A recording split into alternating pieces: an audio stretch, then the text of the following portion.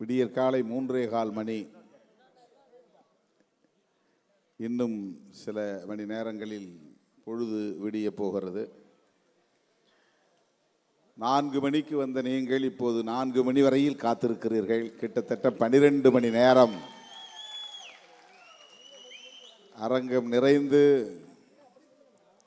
பொறுமையோடு காத்திருந்து இந்த நிகழ்வை சிறப்பித்துக் கொண்டிருக்கிற என் உயிரின் உயிரான விடுதலை சிறுத்தைகள் அனைவருக்கும் எனது மனமார்ந்த நன்றியை முதலில் தெரிவித்துக் கொள்கிறேன். அதேபோல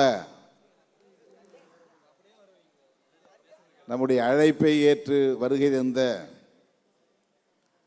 இந்நிகழ்வை சிறப்பித்திருக்கிற ஊடகவியலாளர்கள்,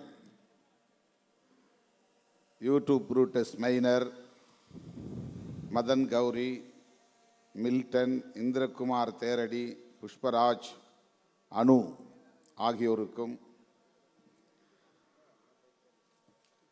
வாழ்த்தி விடைபெற்று சென்றிருக்கிற மாநிலங்களவை உறுப்பினர், மக்கள் நீதி மய்யத்தின் தலைவர் அண்ணன் கமல்ஹாசன் அவர்களுக்கும், தமிழ்நாடு பாடநூல் நிறுவனத்தின் தலைவர் அண்ணன் லியோனி அவர்களுக்கும், ஓய்வு பெற்ற காவல்துறை அதிகாரி வனிதா அவர்களுக்கும், திரைப்பட இயக்குனர் லட்சுமி ராமகிருஷ்ணன் அவர்களுக்கும், கவியரங்கில் பங்கேற்று வாழ்த்தி விடைபெற்று சென்றிருக்கிற இயக்குனர் திலகம் கே பாக்கியராஜ் அவர்களுக்கும், வெற்றி கவிஞர் விவேகா, கவிஞர் பெருமக்கள் ஆண்டாள் பிரியதர்சினி, இளையக்கம்பன், தஞ்சை இனியன், அருண் பாரதி, லாவரதன், புனித ஜோதி ஆகியோருக்கும் என்னுடைய நெஞ்சார்ந்த நன்றியை உரித்தாக்குகிறேன். இந்த நிகழ்வை முன்னின்று ஒருங்கிணைத்திருக்கிற தம்பி வன்னியரசு, ஏசி பாவரசு, கூகா பாவலன், தகடூர் தமிழ்ச்செல்வன், இளம் சேக்வேரா, பாலசிங்கம், சென்னை மாவட்ட செயலாளர்கள் சாரநாத், வேலுமணி, சேத்துப்பட்டு இளங்கோ, கரிகால் வளவன், சைதை ஜேக்கப், வழக்குரைஞர் அப்புன், வழக்குரைஞர் இளையா, சவுந்தர், உஷாராணி, இளங்கோவன், தேவஞான முதல்வன் மற்றும் செங்கல்பட்டு, காஞ்சிபுரம், திருவள்ளூர் ஆகிய மாவட்டங்களை சார்ந்த மாவட்ட செயலாளர்கள், தமிழகம் தழுவிய அளவில் வருகை தந்திருக்கிற மாவட்ட பொறுப்பாளர்கள், மாநில பொறுப்பாளர்கள், கட்சியின் சட்டமன்ற உறுப்பினர்கள், பொதுச் செயலாளர் தோழர் சிந்தனை செல்வன், எஸ் பாலாஜி, ஆலூர் ஷானவாஸ், பனையூர் பாபு உள்ளிட்ட அனைவருக்கும் என்னுடைய நெஞ்சார்ந்த நன்றியை தெரிவித்துக் கொள்கிறேன்.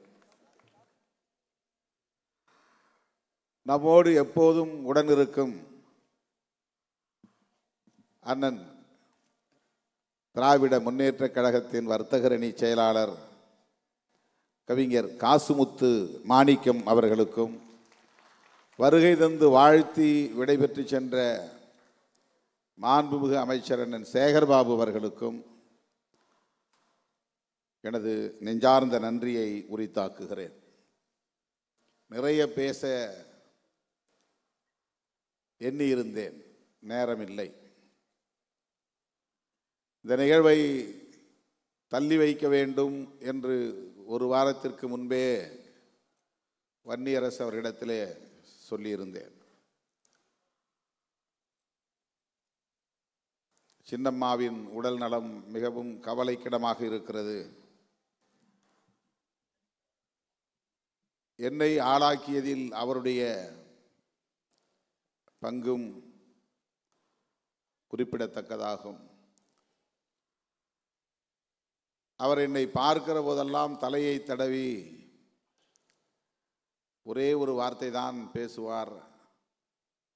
இந்த 10 ஆண்டுகளில் உடல்நலம் பாதிக்கப்பட்ட நிலையிலும் வார்த்தைகள் தழுதழுக்க அவ்வளவு இலகுவாக புரிந்து கொள்ள முடியாத நிலையிலே தான் பேசுவார். அப்படி பேசுகிற போதும் கல்யாணம் பண்ணிக்கப்பா என்று தான் சொல்லுவார். அப்படிப்பட்ட பற்று என் மீது அவருக்கு உண்டு. அவருடைய உடல்நலம் கவலைக்கிடமாக உள்ள சூழலில் நான் நாடாளுமன்ற கூட்டத்தொடரில் கூட பங்கேற்க இயலாமல் ஒரு வாரத்திற்கு மேலாக பெரம்பலூரில் தனியார் மருத்துவமனையில் காத்து கிடக்கிறேன். எனவே இந்த சூழலில் இந்த நிகழ்வு வேண்டாம் என்று நான் வேண்டுகோள் விடுத்தேன். ஆனால் விரிவான ஏற்பாடுகளை செய்திருக்கிறோம். அம்மா எப்படியும் பிழைத்துக் கொள்வார், அந்த நம்பிக்கையோடு நாங்கள் இந்த நிகழ்வை நடத்த விரும்புகிறோம் என்று வன்னியரசு உள்ளிட்ட ஒருங்கிணைப்பாளர்கள் வற்புறுத்திய நிலையில் இதற்கு நான் இசைவளித்தேன். நாளைக்கு விழுப்புரத்திலே நடைபெறுவதாக இருந்த நிகழ்வை தள்ளி வைக்க வேண்டும் என்று நான் தோழர் ரவிக்குமார் அவரிடத்திலே கேட்டுக்கொண்டேன். அதை அவர் தள்ளி வைத்து விட்டார். இன்று பிற்பகல் 3 மணி விமானம் பிடிக்கிற போது கூட எனக்கு மனம் இல்லை. நான் இல்லாமலே இந்த நிகழ்ச்சியை ஏன் நடத்தக்கூடாது, வன்னியரசு மற்றும் தோழரிடத்திலே இதை சொல்லலாம் என்று நான் நினைத்தேன். ஆனால் மருத்துவர், அம்மாவை கவனிக்கிறவர், இந்த நிகழ்ச்சியை நீங்கள் தவிர்க்க வேண்டாம், போய் வாருங்கள் என்று ஒரு ஊக்கத்தை கொடுத்தார். கடைசி நேரத்திலே அவர் சொன்ன வார்த்தையை கேட்டு மனமில்லாமல் நான் புறப்பட்டு விமானம் பிடித்து இங்கே வந்தேன். பிறந்த நாள் விழாவை ஒரு கொண்டாட்டமாக மட்டுமே நடத்தக்கூடாது,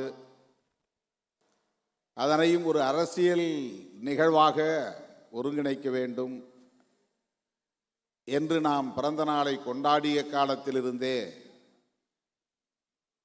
தமிழர் எழுச்சி நாள் என்று அறிவித்து கருத்தரங்குகளை, கவியரங்கங்களை ஒருங்கிணைத்திருக்கிறோம். நெடுங்காலம் நான் பிறந்த நாள் கொண்டாடியதில்லை. இடையிலே தான் இது தோழர்களின் ஆர்வத்தால் உருவானது.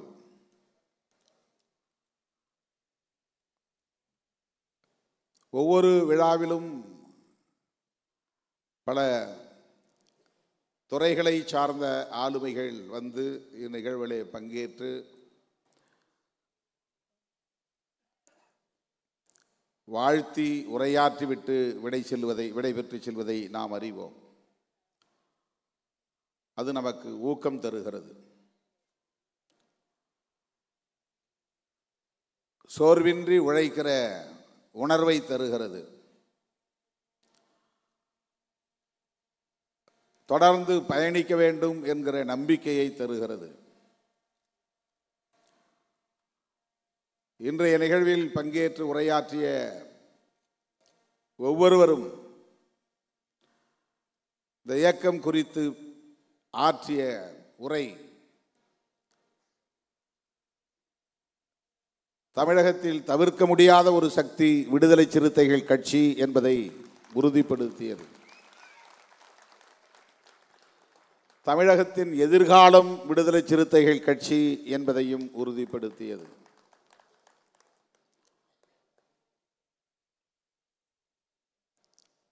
இந்த ஆண்டு மதச்சார்பின்மை காப்போம் என்பதை கருப்பொருளாக நாம் முன்னிறுத்தினோம். அதனை மையப்படுத்திய பலரும் இங்கே உரையாற்றியதை நாம் பார்த்தோம். ஓய்வு பெற்ற காவல்துறை அதிகாரி வனிதா அவர்கள்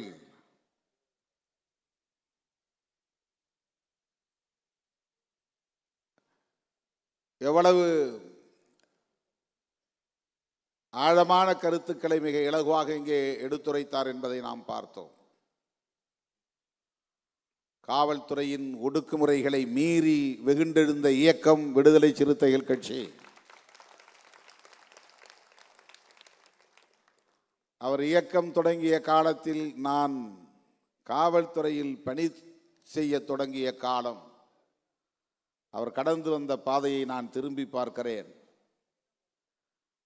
நானே அவருக்கு பல இடையூறுகளை காவல்துறையை சார்ந்தவர் என்கிற முறையிலே செய்திருக்கிறேன். அதையெல்லாம் தாண்டி தாக்கு பிடித்து தமிழகத்தில் இன்றைக்கு அனைத்து தரப்பாராலும் ஏற்றுக்கொள்ளக்கூடிய ஒரு ஆளுமையாக திருமாவளவன் நிமிர்ந்து நிற்பதை நான் எண்ணி வியந்து பாராட்டுகிறேன் என்று இங்கே ஒரு ஒப்புதல் வாக்குமூலம் போல் உரையாற்றினார்.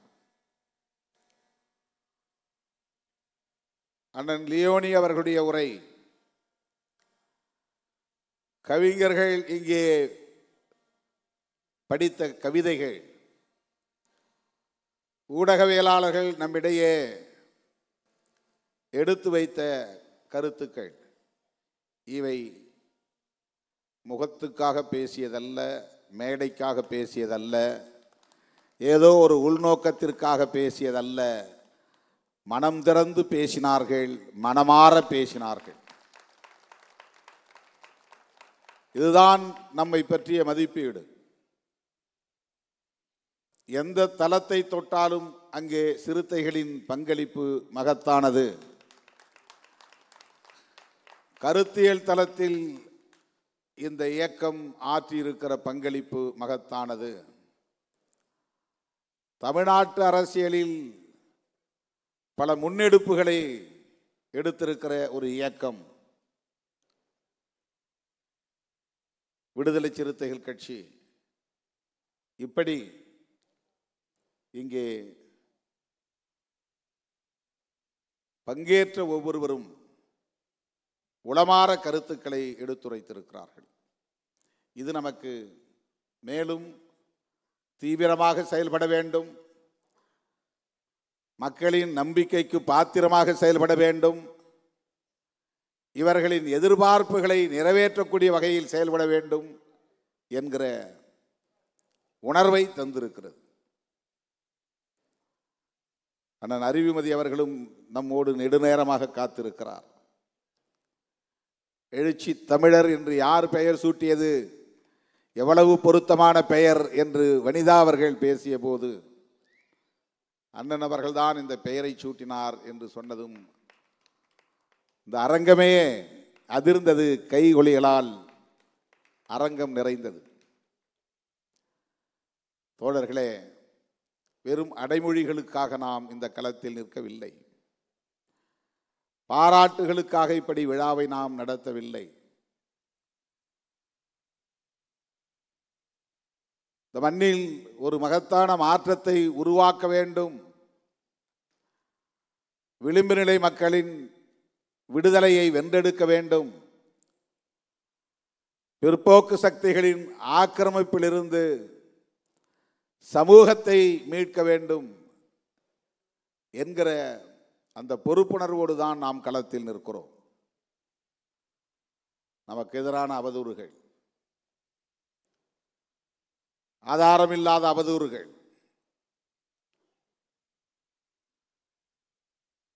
இரட்டை இலை கெஞ்சியது, ஆனால் அதை நீங்கள் பொருட்படுத்தவில்லை. ஏனென்றால் உங்கள் உதிரத்தில் இரட்டைமலை ஓடுகிறது என்று கவிஞர் விவேகா சொன்னார். அதனுடைய பொருள் அதிமுக எடுத்த முயற்சிக்கு நாம் பணியவில்லை என்பதல்ல, உடன்படவில்லை என்பதல்ல பொருள். கொள்கை பிடிப்போடு இருக்கிறோம் என்பதுதான் அதனுடைய பொருள். ஒடுக்கப்பட்டவர்களின் தலைநிமிர்வுக்காக இந்த களத்தில் நிற்கிறோம் என்பதுதான் பொருள். அண்மையிலே தூய்மை பணியாளர்கள் பிரச்சனை.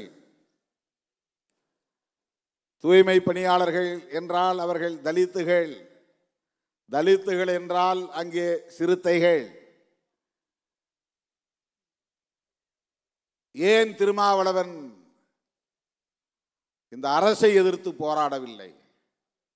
இப்படி விமர்சனங்களை கொண்டு போகிறார்கள். மூன்றாவது நான்காவது நாளே தோழர் சிந்தனை செல்வன் அங்கே போனார். ஐந்தாவது நாள் அக்கா நினைவு நாளை முடித்து கொண்டு நள்ளிரவில் நான் அங்கு போய் சேர்ந்தேன். 1 மணி நேரம் அவர்களோடு இருந்தேன்.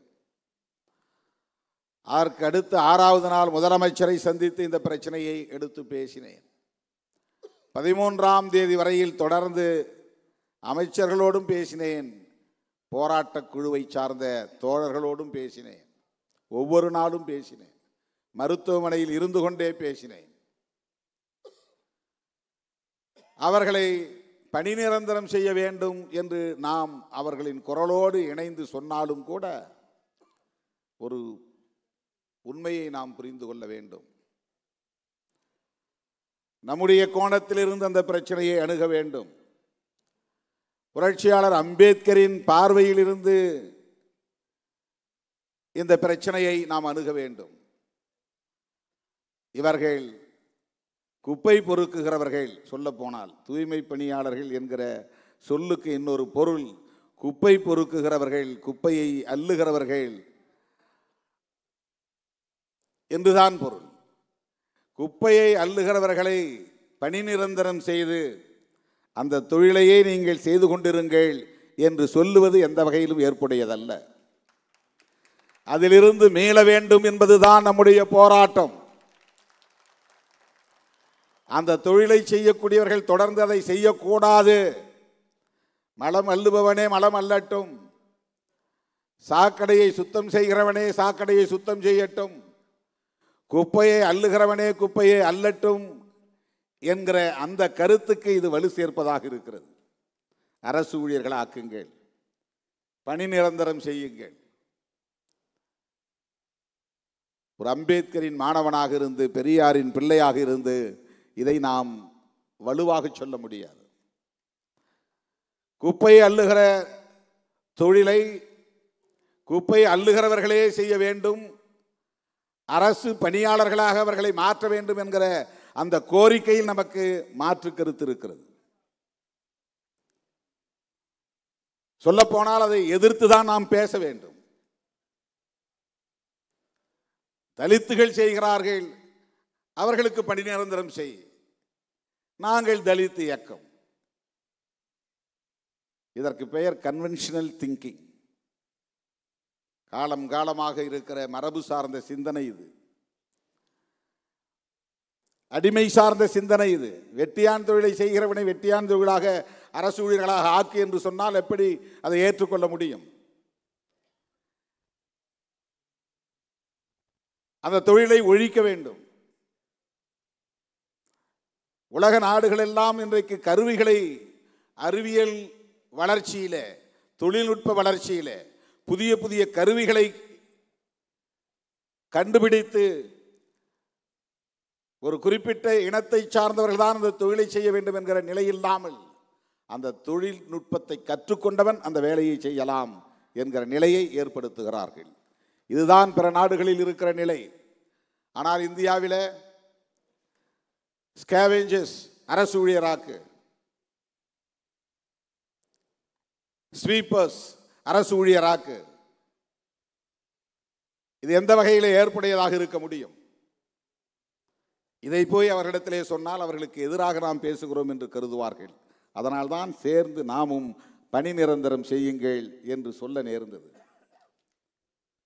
பணி நிரந்தரம் செய்யக்கூடாது என்று சொல்லுவதுதான் அதிலே சரியான கருத்து. குப்பை அள்ளுகிறவர்களின் பிள்ளைகளே குப்பையை அள்ள முடியுமா? அள்ள வேண்டுமா? தலித்துகளின் பிள்ளைகள் தான் குப்பைகளை அள்ள வேண்டுமா? அரசு ஊழியர் ஆக்கினால் அந்த வேலை மறுபடியும் யார் வருவார்கள்? அந்த அரசு பணிக்கு யார் வருவார்கள்? எத்தனை பேர் குப்பை அள்ள தயாராக இருக்கிறார்கள்? 70 வயதிலும் அந்த பணியை செய்யக்கூடியவன் ஒருவன் இருக்கிறான் என்றால் அவன் யார் என்று நீங்கள் பார்க்க வேண்டும். இந்த தலைமுறை அவர்கள் அந்த தொழிலை செய்துவிட்டு போகட்டும், அடுத்த தலைமுறை அந்த தொழிலுக்குள் அவர்கள் போகக்கூடாது என்பது தானே சமூக நீதி. அதிலிருந்து அவர்களை மீட்பது தானே சமூக நீதி.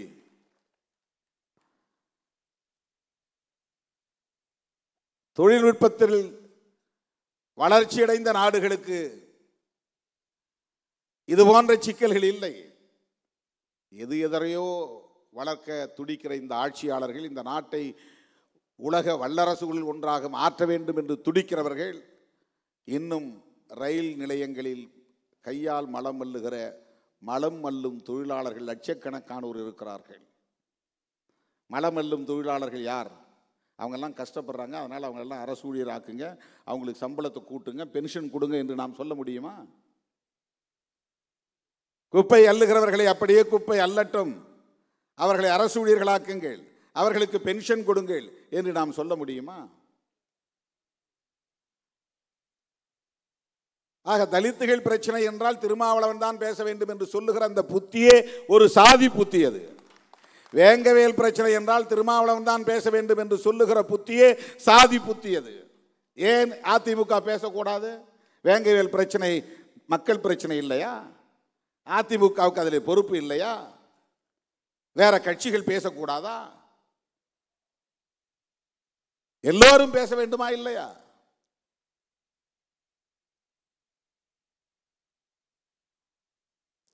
திமுகவுக்கும் அதிலே பொறுப்பு இருக்கிறது, கம்யூனிஸ்ட் கட்சிகளுக்கு இருப்பதை போல ஒவ்வொரு கட்சிக்கும் அதிலே பொறுப்பு இருக்கிறது. ஆனால் அதிமுக நம்மை பார்த்து அந்த கேள்வியை கேட்பதால் ஏன் அதிமுகவுக்கு அந்த பொறுப்பு இல்லை என்று நாம் கேட்கிறோம். இப்ப இந்த பிரச்சனை 13 நாள் போராட்டம் நடந்தது. முதலிலே போனது விடுதலை சிறுத்தைகள் தான். முதலிலே போன தலைவன், ஒரு கட்சியின் தலைவன் திருமாவளவன் தான். அதுக்கப்புறம் தான் எல்லாம் உள்ள வராங்க. யார் யாரோ வருகிறார்கள், அந்த பிரச்சனை பற்றி எதுவுமே தெரியாதவர்கள் வருகிறார்கள். ஒன்று திருமாவளவனை சாட வேண்டும், அல்லது திருமாவளவன் இடம்பெற்று இருக்கிற கூட்டணியை சாட வேண்டும். அதுதான் அவர்களின் நோக்கம். அவர்களுக்கு நீதி கிடைக்க வேண்டும் என்பதல்ல.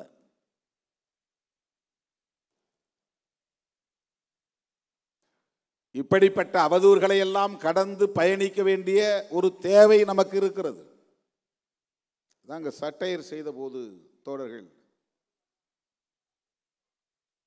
எல்லாவற்றுக்கும் திருமாவளவனை விமர்சிக்கிறார்கள், அதற்கு இதுதான் காரணம் என்று விளக்கினார்கள்.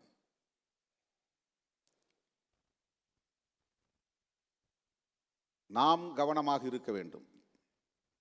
இந்த அம்மா பேசும்போது சொன்னாங்க, இந்த கூட்டம் ஒரு அறிவு சார்ந்த கூட்டம் என்று சொன்னார்.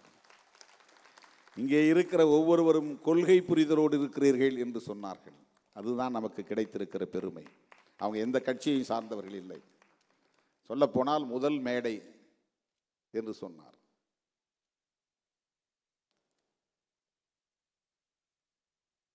திட்டமிட்டு அவதூறு பரப்புகிறவர்கள், விடுதலை சிறுத்தைகள் கட்சியின் மீது அபாண்ட பழிகளை சுமத்துகிறவர்கள் என்ன நோக்கத்திற்காக செய்கிறார்கள் என்கிற தெளிவு நமக்கு தேவை. அந்த தெளிவு இருந்தால் நாம் அதற்காக எந்த எதிர்வினையும் ஆற்றாமல் உறுதிப்பாட்டோடு தொடர்ந்து இயங்க முடியும். அதுதான் உங்களுக்கு நான் விடுக்கிற வேண்டுகோள். தேர்தல் நேரத்தில் நாம் எடுக்கிற முடிவுகள் எதுவாகவும் இருக்கட்டும், ஆனால் அந்த முடிவும் கூட சமூக நீதிக்கு ஆபத்து ஏற்படாத வகையிலே இருக்க வேண்டும் என்கிற தெளிவு நமக்கு உண்டு. இன்றைக்கு வாக்குரிமையை பறிக்கிற முயற்சியில் பாஜக ஈடுபட்டு வருகிறது. பீகாரிலே நடந்திருக்கிற தில்லுமுள்ளு சாதாரணமானதல்ல. பிறப்பு சான்றிதழ் கேட்கிறார்கள். வாக்காளராக ஒருவன் தன்னை உறுதிப்படுத்திக் கொள்ள வேண்டுமானால், ஓட்டர் என்பதை பதிவு செய்ய வேண்டுமானால், உன்னுடைய பெற்றோருடைய பிறப்பு சான்றிதழ், பர்த் சர்டிஃபிகேட், ஆதார் கார்டு கிடையாது. ஆதார் கார்டு காட்டினா ஏற்றுக்கொள்ள முடியாது. ரேஷன் கார்டு ஏற்றுக்கொள்ள முடியாது. ஏற்கனவே இருக்கிற ஓட்டர் லிஸ்ட்டில் என் பேர் இருக்கு, ஏற்றுக்கொள்ள முடியாது. வேற என்ன ஆதாரம் தேவை? பர்த் சர்டிஃபிகேட் வேணும். சொத்து வரி கட்டினதற்கான சான்று வேணும். நீ இந்த நாட்டின் குடிமகன் தானா என்பதை உறுதிப்படுத்துவதற்கு இதையெல்லாம் கேட்கிறார்கள். என்ஆர்சியிலே இது கேட்கப்படுகிறது. அதுதான் அங்கே இருக்கிற கிரைட்டீரியா. இப்படி 65 லட்சம் பேரை பீகாருடைய வாக்காளர் பட்டியலில் இருந்து நீக்கிவிட்டு அவர்களுக்கு வேண்டியவர்களை சேர்த்து இருக்கிறார்கள். அதற்கு எந்த ஆதாரமும் தேவையில்லை. இது எவ்வளவு பெரிய ஆபத்து! எப்படி இவர்களிடமிருந்து இந்த நாட்டை நாம் காப்பாற்றப் போகிறோம்? இந்த நாடாளுமன்ற ஜனநாயகத்தை பயன்படுத்தி வாக்குகளை திருடுகிற கும்பல், வாக்கு திருட்டு கும்பல், அவர்களை பற்றி இங்கே யாரும் விமர்சிப்பதில்லை. திருமாவளவன் என்ன செய்கிறான்? 2 சீட்டுக்காக போய் அங்கே நிற்கிறான். அது எங்க விருப்பம், நாங்கள் முடிவு செய்கிறோம். எத்தனை இடங்கள் தேவை என்பதை நாங்கள் முடிவு செய்கிறோம். நீ யார், எந்த கூட்டணியிலே இடம்பெற வேண்டும் என்பதை நாங்கள் முடிவு செய்கிறோம். எங்களை பற்றிய மதிப்பீடு எங்களுக்கு தெரியும். எங்களுடைய அரசியல் நகர்வுகளை நாங்கள் தான் தீர்மானிக்க முடியும். யாரோ உணர்ச்சி வயப்படுவதற்காக தீர்மானிக்க முடியாது. 2 சீட்டுக்காக இங்கே ஏன் நிற்க வேண்டும்? 20 சீட்டு எடப்பாடி தருவார்கள் என்று யூடியூபிலே பேசுகிறார்கள். உங்களுக்கு ஏதாவது மண்டையிலே இருக்கிறதா? 20 சீட்டு கிடைக்கும் என்றால் நான் அங்கே தானே போக வேண்டும். இடம்தான் முக்கியம், பதவிதான் முக்கியம், பரிசுதான் முக்கியம், பொருளாதாரம் தான் முக்கியம், அதிகாரம் அதுதான் முக்கியம் என்று நான் முடிவெடுப்பதாக இருந்தால் 2 வேணான்ட்டு 20க்கு போகணும். நான் ஏன் போகல? ஏன் போகவில்லை?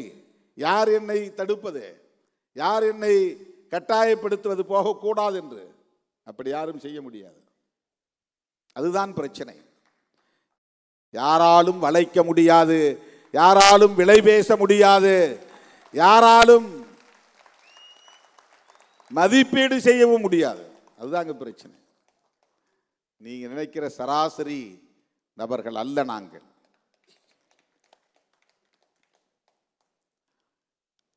திராவிட முன்னேற்ற கழகத்தோடும் இடதுசாரிகள் இயக்கங்களோடும் நாங்கள் இணைந்து பயணிப்பதற்கு ஒரு நோக்கம் இருக்கிறது. அந்த நோக்கம் வேறொன்றும் இல்லை. நாங்கள் அம்பேத்கரின் பிள்ளைகள், பெரியாரின் பிள்ளைகள் என்கிற அந்த வளர்ப்பு முறைதான், அந்த கருத்தியல் தான் காரணம், வேறொன்றும் இல்லை.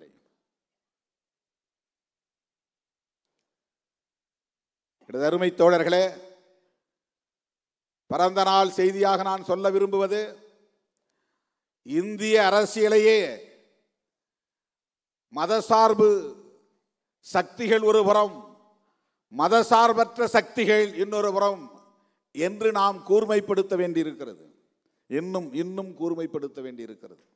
வெறும் கட்சி கூட்டணி என்று அல்ல, இது திமுக கூட்டணி, இது அதிமுக கூட்டணி என்றல்ல. இது மதசார்பு கூட்டணி, இது மதசார்பற்ற கூட்டணி. இதுதான் இந்தியா முழுவதும் இருக்கிற முக்கியமான அரசியல். அப்போதுதான் அவர்களை தனிமைப்படுத்த முடியும். எண்ணற்ற பல முரண்பாடுகள் இருக்கலாம், பிரச்சனைகள் இருக்கலாம். ஆனால் செக்யூலரிசம் என்கிற அந்த கோட்பாடு புரட்சியாளர் அம்பேத்கர் வகுத்தளித்த கோட்பாடு, பண்டிதர் ஜவஹர்லால் நேரு அவர்களால் ஏற்றுக்கொள்ளப்பட்டு அங்கீகரிக்கப்பட்ட கோட்பாடு.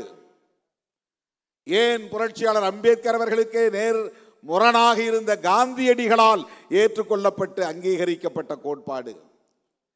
அதிதீவிர இந்துத்துவ சக்திகளுக்கு துணையாக இருந்த பல தலைவர்கள், பட்டேல் உட்பட ஏற்றுக்கொள்ளப்பட்ட கோட்பாடு.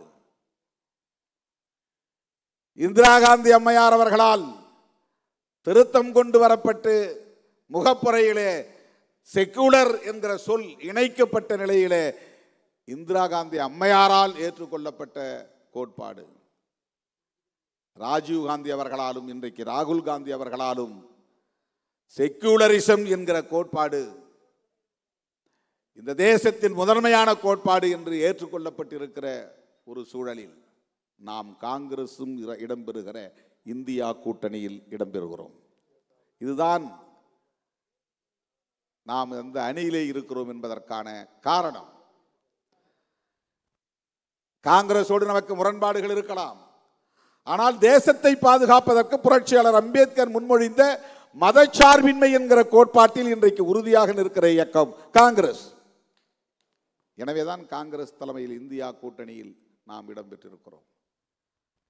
மதச்சார்பின்மை காப்போம் என்பது வெறும் ஒரு நிகழ்வுக்கான அரசியல் முழக்கம் அல்ல. நாம் அடுத்தடுத்து எடுத்து செல்ல வேண்டிய களங்களை அமைப்பதற்கான முழக்கம் அது.